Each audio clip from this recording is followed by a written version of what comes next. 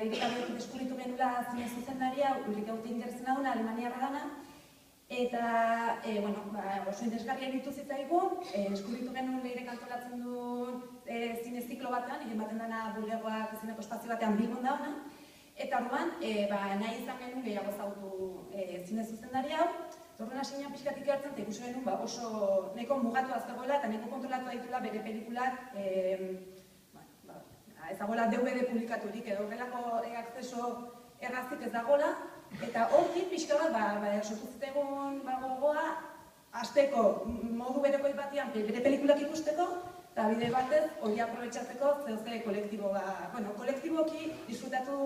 daiteken zerbait bihurtzeko, ez? Genuen interes hori. Orduan izango dira 8 bederatzi pelikula, ez da Superbia Ulrike Utingeren 8 film izena saioak, emango dira Donosti eta Bilbo artean, hemendik apirilera arte edo, eta espazio ezberdinetan erakutsiko ditugu bere pelikulak, pixkate bai importantea iruditzen zitzaigulako ikustea eta ikertzea pixka bat zer gertatzen den, leku bakoitzean, leku batean izan beharrean, leku bakoitzean, leku ezberdinetan proiektatzean sortuko zen horri begiratzeko asmoz edo.